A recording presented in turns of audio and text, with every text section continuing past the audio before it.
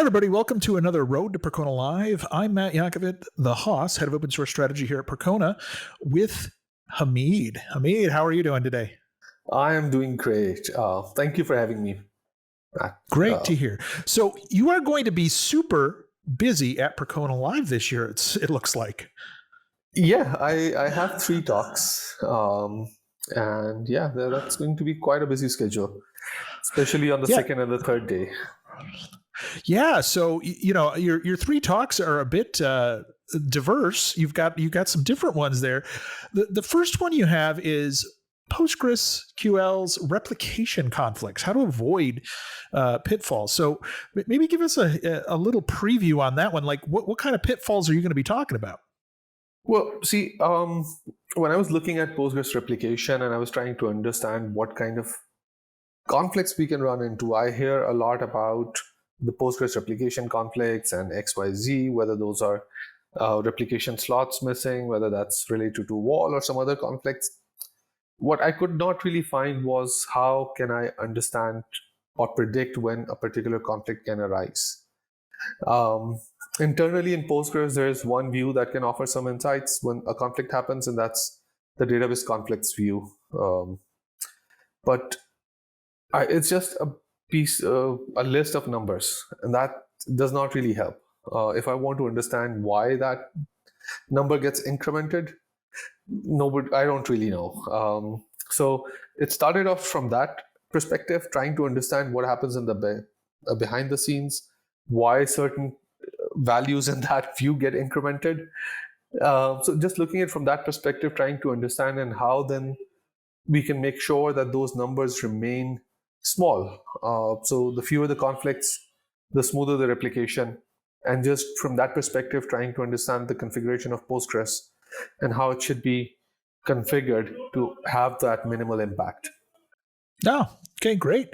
Yeah, and I think that nobody wants their replication to fail or to to have slowdown. So that's a critical thing, especially when you're talking about a lot of people use replication for high availability, and that's your second talk, which is all about the different types of high availability solutions that are out there, right?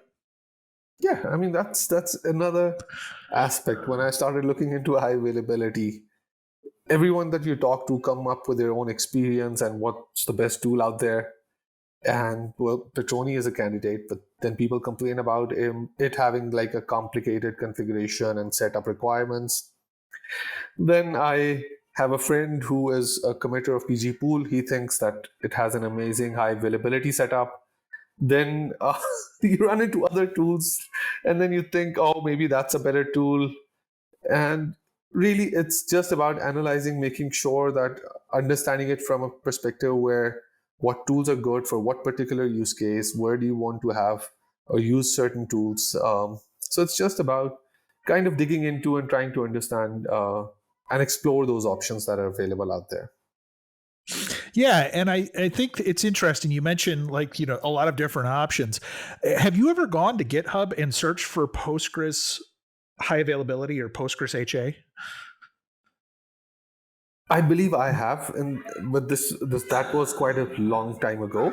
There's hundreds. Not There's this. hundreds of projects that claim to do some sort of HA for Postgres. Yes. Yeah, there's quite a few. So that'll be good to get an overview of the most popular ones and get your take on which one tends to perform best. Now, your final talk is all about query performance insights. And so maybe tell us a little bit about that one. Yeah, so query performance, obviously, when you have your Postgres server up and running, what you're really concerned with is how effective and how efficiently a query runs. That's how you measure how good your Postgres server is running.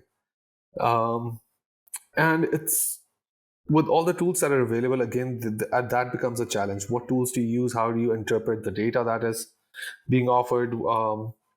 And what I really found out was that the contrib modules that are packaged with the Postgres core, none of them offer a complete picture. So whether that's PG stat activity, whether that's stat statements, or whether that's auto explain, you can use them for different purposes, but there isn't one that tells you the entire picture. And then obviously Percona developed its own observability tool in pgstat monitor.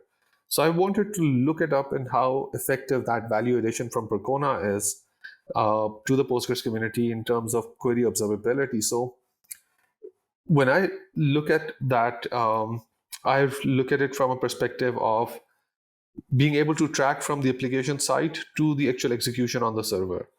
And that means you look at the query statistics, you want to know the connection details, you want to know also the query plan. Because I've had an experience where without, say, me being able to stitch a couple of extensions together, I wouldn't have able to solve that problem for a telecom company, which had a significantly large table. But imagine if you run a query in PSQL and it returns the result in less than a second, and from an application it takes 3.5 hours.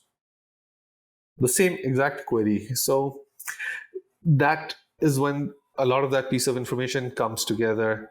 And pgstat monitor does that, solves that problem quite efficiently. And it does offer a couple of other features. So I just wanted to understand it, how effective is our solution and how good the other solutions are out there. So it's just about knowing how your Postgres server is treating your query and your request. Well, so for folks who are coming to Percona Live, make sure if you're interested in Postgres, you stop by, see Hamid's talks, because he's going to be talking about replication, talking about HA, talking about performance. So you're going to get a pretty well-rounded Postgres experience just sitting in and listening to Hamid for the 2 days that he's going to be talking at Percona Live. So we hope you'll join us there. It is May 16th, 17th, and 18th in Austin.